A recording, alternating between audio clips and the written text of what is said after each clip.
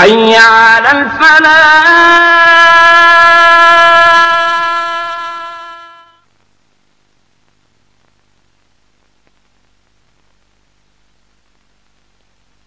مولانا، سب سے پہلے میں امریکہ اور کینیڈا کے مسلمانوں اور مسلم اسٹوڈنٹ ایسوسیشن کی جانب سے تہہ دل سے آپ کا شکریہ ادا کرتا ہوں کہ آپ نے ہماری دعوت کو قبول فرمایا اور ہمارے سالانہ اجتماع کے لیے یہ خصوصی انٹرویو دینا پسند فرمایا.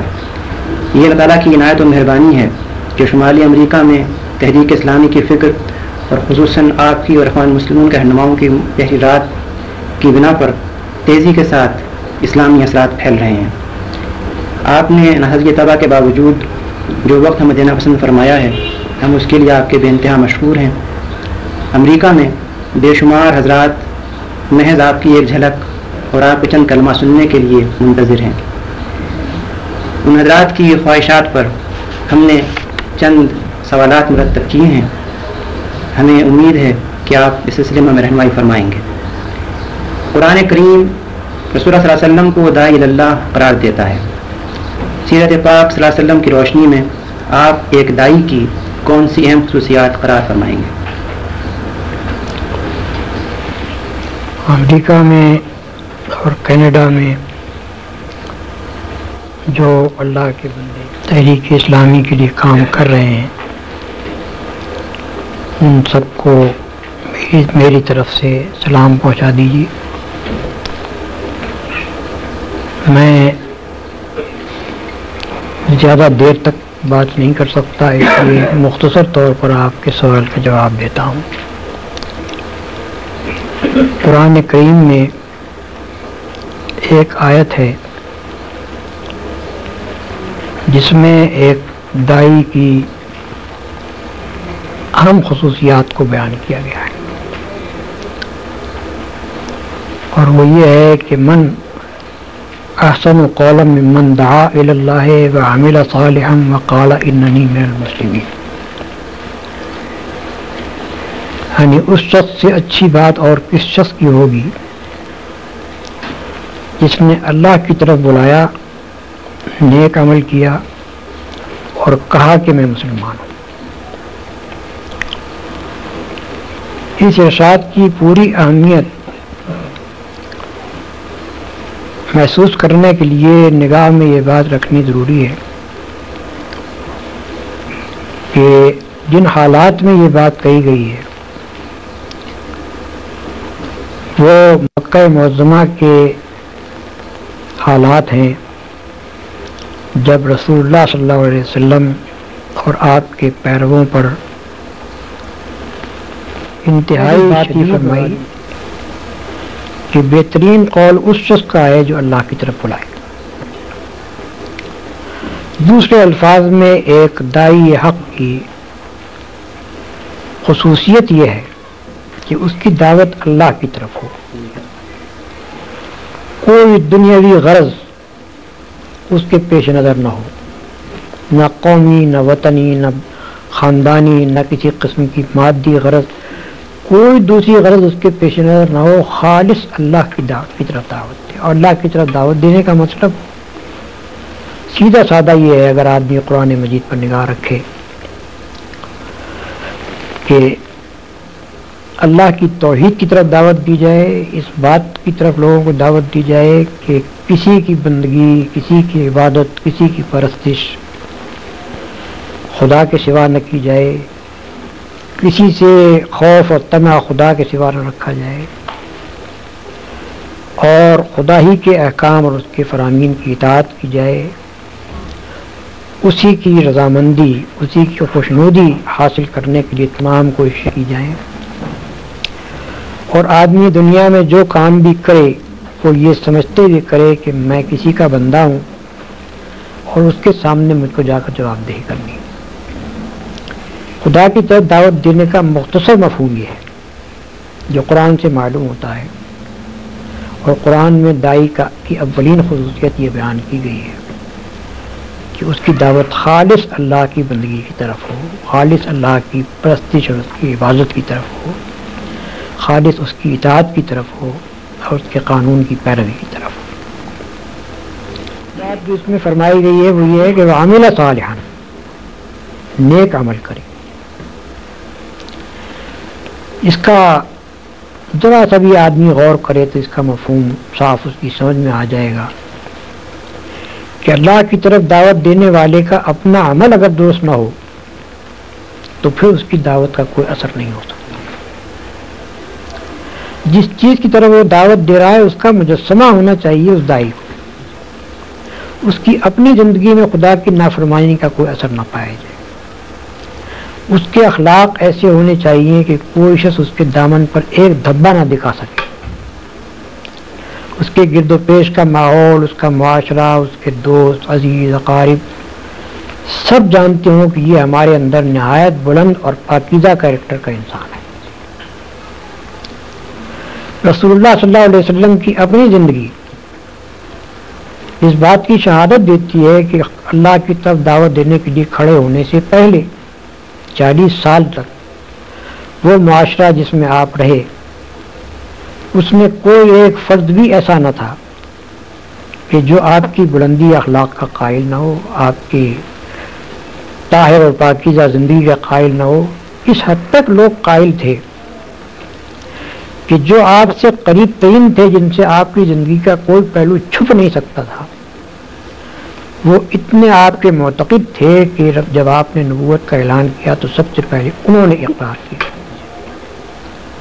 حضرت خدیجہ رضی اللہ عنہ 15 سال سے رسول اللہ صلی اللہ علیہ وسلم کی زوجیت میں تھی اور کوئی کم سن عورت نہیں تھی بلکہ رسول اللہ صلی اللہ علیہ وسلم سے 15 برس بڑی تھی. اس کے معنی یہ ہے کہ جس وقت آپ نے نبوت کا دعویٰ کیا ہے اس وقت ان کی عمر 55 سال تھی اور 40 سال کی عمر سے وہ آپ کی زوجیت میں تھی. ایک ایسی پختہ سن رسیدہ دانشمند عورت جو بیوی کی حیثیت سے اپنے شوہر کے ساتھ 15 سال رہی ہو، اس سے شوہر کا کوئی عیب چھپ ہی نہیں سکتا. دنیاوی اغراض کے لیے ایک بیوی اپنے شوہر کے ساتھ تمام اس کے ناجائز کاموں میں شریک ہو سکتی ہے لیکن اس پر ایمان نہیں ڈال سکتی. پایا آدمی ہے کہ یہ خدا کا رسول ہو سکتا ہے اور ہونا چاہیے. تو وہ آپ کی اس حد تک معتقد تھی نبوت سے پہلے کہ جب آپ نے نبوت کا ماجرا ان کے سامنے پیش کیا تو انہوں نے ایک لمحے کا تأمل کیے بغیر اس کو تسلیم کیا. اسی طرح دوسرے شخص سیدنا زید بن حارثہ تھے جو غلام کی حیثیت سے رسول اللہ صلی اللہ علیہ وسلم کے گھر میں آئے تھے نبوت سے 15 برس پہلے اور ان کی عمر اس وقت 15 سال کی تھی. جب رسول اللہ صلی اللہ علیہ وسلم نبی مقرر ہوئے ہیں اس وقت وہ 30 سال کی عمر کے تھے. اس کے معنی یہ ہے کہ 15 سال ان کو رسول اللہ صلی اللہ علیہ وسلم کے گھر میں رہ کر ہر پہلو سے آپ کی زندگی کو دیکھنے کا موقع ملا تھا اور وہ اتنے آپ کے معتقد تھے کہ جب ان کے والدین کو، ان کے چچا اور ان کے باپ کو پتہ چلا کہ ہمارا بیٹا فلاں جگہ غلامی کی زندگی بسر کر رہا ہے تو وہ مکہ معظمہ آئے حضور کی نبوت سے پہلے اور انہوں نے آ کر آپ سے کہا کہ آپ کا بڑا احسان ہوگا اگر آپ ہمارے اس بیٹے کو چھوڑ دیں. آپ نے فرمایا کہ میں لڑکے کو بلا لیتا ہوں، جانا چاہے تو میں آپ کے حوالے کر دوں گا، اگر وہ میرے ساتھ رہنا چاہے تو میں ایسا آدمی نہیں ہوں کہ جو میرے ساتھ رہنا چاہے اسے اپنے سے زبردستی الگ کروں. انہوں نے کہا کہ آپ نے بہت انصاف کی بات فرمائی، آپ لڑکے کو بلا لیجیے. جب حضرت زید آئے ان کے سامنے تو رسول اللہ صلی اللہ علیہ وسلم نے ان سے پوچھا کہ ان لوگوں کو پہچانتے ہو؟ انہوں نے کہا یہ میرے باپ ہیں اور یہ میرے چچا ہیں. آپ نے فرمایا کہ یہ تمہیں لے جانا چاہتے ہیں، تم چاہو تو بڑی خوشی سے ان کے ساتھ جا سکتے ہو. اس کے باپ اور چچا نے بھی یہی کہا کہ ہم تمہیں لے جانا چاہتے ہیں. تو انہوں نے کہا کہ میں نے اس شخص میں ایسی خوبیاں دیکھی ہیں کہ میں اس کو چھوڑ کر اپنے باپ اور چچا ماں تک کے پاس نہیں جانا چاہتا. یہ نبوت سے قبل آپ کے اخلاق کی عادت تھی جو آپ کے خادم نے آپ کے متعلق ظاہر ہے. اور جب حضور نے نبوت کا دعویٰ کیا، نبی کی حیثیت سے اپنے آپ کو پیش کیا، تو حضرت خدیجہ کے بعد گھر کے لوگوں میں سے حضرت زید بن حارثہ بھی وہ تھے کہ جنہوں نے سب سے پہلے آپ کی نبوت کو تسلیم کیا۔ ایک خادم احسان بند ہو سکتا ہے، ایک خادم وفادار ہو سکتا ہے، لیکن ایک خادم اتنا متاثر نہیں ہوتا اپنے مخدوم سے کہ اس پر ایمان لے آئے۔ ایمان لانے کے لیے ضرورت اس نے آپ کے اخلاق کو اتنا بلند اور پاکیزہ دیکھا ہو کہ وہ اس کو یہ ماننے میں ذرا تعامل نہ ہو کہ میرا مخدوم جو ہے یہ نبی ہے۔ اور یہ پیش نظر رکھیے کہ زید بن حارثہ کسی معمولی قابلیت کے آدمی نہیں تھے۔ مدینہ طیبہ میں جب رسول اللہ صلی اللہ علیہ وسلم کی حکومت قائم ہوئی تو بکثرت میں فوجی مہمات جو آپ نے بھیجی ہیں ان کے سالار لشکر زید بن حارثہ تھے۔ اس قابلیت کے آدمی تھے وہ، جو بعد میں ظاہر ہوئی۔ تیسرے حضرت ابو بکر صدیق رضی اللہ تعالیٰ عنہ، وہ نبوت سے قبل 20 سال سے رسول اللہ صلی اللہ علیہ وسلم کے گہرے دوست تھے۔ ان کی نشست و برخاست آپ کے پاس تھی، اور مکہ معظمہ میں سب سے زیادہ جن دو آدمیوں کی دوستی تھی ان میں سے ایک رسول اللہ صلی اللہ علیہ وسلم حضرت ابو بکر تھے۔ دوست کا بھی وہ ایک اپنے دوست کو پسند کر سکتا ہے، اس کی باتوں سے اتفاق کر سکتا ہے، لیکن اتنا معتقد تو نہیں ہو سکتا کہ وہ اس کو مان لے کہ یہ نبی ہے۔ یہ تو اسی وقت ہو سکتا تھا جبکہ آپ کے اخلاق کی انتہائی پاکیزگی و بلندی کے وہ قائل ہوں۔ ان کا بلا تعامل مان لینا یہ معنی رکھتا ہے کہ 20 سال کی مدت میں قائل ہوئے تھے یہ اتنے بلند پایا اخلاق کا آدمی ہے کہ یہ نبی ہو سکتا ہے، اس کو نبی ہونا چاہیے۔ حضرت علی رضی اللہ تعالیٰ عنہ، ان کا نام پہلے میں نے اس لیے نہیں دیا کہ اس وقت وہ 10 سال کے تھے، لیکن 10 سال کا بچہ بھی جس کے پاس رہتا ہوا رسول اللہ صلی اللہ علیہ وسلم کے گھر ہی میں انہوں نے پرورش پائی تھی، تو 10 سال کا بچہ بھی جس کے پاس رہتا ہو اس کے عیب و ثواب سے وہ اچھی طرح واقف ہوتا ہے۔ اس سن اتنا ذہین آدمی جیسے کہ رسول اللہ صلی اللہ علیہ وسلم کے زمانے نبوت میں حضرت علی سے خصوصیات ظاہر ہوئی، تو وہ اتنے ذہین تھے کہ ہم کہہ سکتے ہیں کہ ان کا اس بات کو مان لینا کہ آپ نبی ہیں یہ اس کے بغیر نہیں ہو سکتا تھا کہ وہ بھی آپ کے انتہائی بلند و پاکیزہ اخلاق کے قائل، پاکیزہ کردار اور اخلاق کا آدمی ہو کہ جب وہ اللہ کے راستے کی طرف بلانے اٹھے تو اس کی بات میں وزن ہو، اس کی بات میں اثر ہو، اور لوگ اس بات کو تسلیم کریں کہ یہ واقعی اپنے قول میں سچا ہے۔ قطع نظر اس کے کہ لوگ مانے یا نہ مانے، لیکن یہ تو ان کو ماننا پڑے گا کہ یہ آدمی اپنے قول میں سچا ہے، جو کچھ کہہ رہا ہے وہ اس بنا پر کہہ رہا ہے کہ وہ اس کا قائل ہے۔ چنانچہ رسول اللہ صلی اللہ علیہ وسلم کا بدترین دشمن ابو جہل، اس نے ایک مرتبہ خود رسول اللہ صلی اللہ علیہ وسلم سے کہا کہ اے محمد، ہم تم کو جھوٹا نہیں کہتے بلکہ جو پیغام تم لائے اس کو جھوٹا کہتے ہیں۔ یعنی آپ کا بدترین دشمن بھی آپ کی صداقت کا قائل تھا۔ تو داعی کی دوسری بڑی خصوصیت یہ ہے۔ تیسری خصوصیت جیسا کہ میں نے بیان کیا کہ مکہ معظمہ کے اس ماحول میں کسی شخص کا اٹھ کر کہنا کہ میں مسلمان ہوں معمولی بات نہیں تھی، تو اللہ کی طرف دعوت دے، پاکیزہ عمل رکھنے والا ہو، اور بدترین دشمنوں کے ماحول کے درمیان بھی وہ اپنے مسلمان ہونے سے انکار نہ کرے، اپنے مسلمان ہونے کو چھپائے نہیں، اپنے مسلمان ہونے کا اقرار کرنے سے نہ شرمائے، نہ جھجکے، نہ ڈرے، بلکہ کھلم کھلا ہو کر کہے کہ ہاں میں مسلمان ہوں، جو کچھ جس کا جی چاہے کر لیں۔ دوسرے الفاظ میں اس کے معنی یہ ہے کہ داعی میں تیسری بڑی اہم خصوصیت یہ ہونی چاہیے کہ وہ نہایت جری آدمی، نہایت بہادر آدمی، بزدل آدمی کا کام خدا کے راستے کی طرف دعوت دینا نہیں ہے۔ جہاں سی چوٹ لگے اور جو بلبلے کی طرح بیٹھ جائے وہ آدمی خدا کے راستے کی طرف دعوت نہیں دے سکتا۔ خدا کے راستے کی طرف دعوت جو شخص دے سکتا ہے وہ ہے جو سخت سے سخت دشمنی کے ماحول میں، مخالفت کے ماحول میں، خطرات کے ماحول میں اسلام کا عالم لے کر اٹھ جائے اور کوئی پرواہ نہ کرے کہ نتائج کیا ہو۔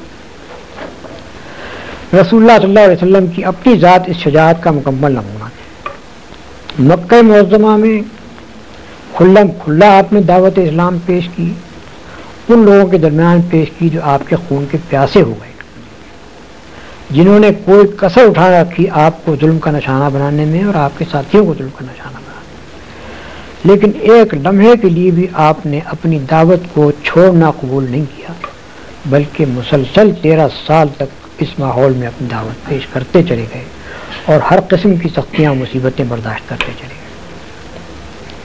مدینہ طیبہ پہنچنے کے بعد جو حالات پیش آئے، بڑی بڑی خطرناک لڑائیوں میں جہاں کہ بعض اوقات صرف تنہا آپ رہ گئے تھے یا 2-3 آدمی آپ کے ساتھ تھے، اس حالت میں بھی رسول اللہ صلی اللہ علیہ وسلم کا قدم کبھی پیچھے نہیں ہٹا، بلکہ غزوہ حنین کے موقع پر جبکہ مسلمانوں کو تقریباً شکست ہو گئی تھی اور لوگ بھاگے چلے جا رہے تھے، اس وقت یہی نہیں کہ رسول اللہ صلی اللہ علیہ وسلم اپنے مقام پر رہے، نہیں بلکہ برابر آگے بڑھتے چلے دشمنوں کی طرف، اور اس بات کو چھپایا بھی نہیں کہ میں کون ہوں۔ فرمایا کہ انا النبی لا کذب، انا ابن عبد المطلب، میں نبی ہوں، جھوٹا نہیں ہوں، میں ابن عبد المطلب ہوں۔ یا دوسرے الفاظ میں آپ نے عین حالت جنگ میں اس وقت جبکہ آپ بالکل 2-3 آدمیوں کے ساتھ تنہا رہ گئے تھے، دشمنوں کے نلغے میں تھے، اس وقت بھی علل اعلان یہ کہا کہ ہاں میں نبی ہوں۔ تو اتنا شجاع اور بہادر ہونا چاہیے اس شخص کو جو اللہ کے راستے میں دعوت دینے کے لیے کھڑا ہو۔ اگر کسی شخص کے اندر ہمت اور جرأت اور بہادری موجود نہ ہو تو اس راستے میں کھڑا نہیں ہو سکتا، کھڑا ہوگا بھی تو اپنی بزدلی کی وجہ سے الٹا اس مشن کو نقصان پہنچا دے گا۔ بس یہ چند مختصر باتیں تھیں جو میں نے آپ کے سامنے بیان کی ہیں۔ اگر ان پر غور کی جائے تو یہ بجائے خود دعوت اللہ کے متعلق ایک مکمل پروگرام ہے، اور اس کے اوپر جہاں بھی دعوت کا کام کیا جائے یہ 3 خصوصیات آدمی کے اندر ہونی چاہیے۔ بآخر دعوانا الحمدللہ رب العالمین۔ ہم آپ کا بھی انتہا شکریہ ادا کرتے ہیں کہ آپ نے طبیعت ناسازی کے باوجود ہمیں چند لمحات عنایت فرمائے۔ اللہ تعالیٰ آپ کو صحت دے۔ امریکہ کینیڈا کے تمام حضرات اس بدعا ہیں کہ آپ الفاظ اسلامی کو اس ملک میں بھی اور تحریک اسلامی کو دیگر ممالک میں کامیاب ہوتے ہوئے دیکھیں۔ آمین۔ اللہ تعالیٰ ان کی دعاؤں کو قبول فرمائے اور کچھ ذخائر دیں۔ بارک اللہ۔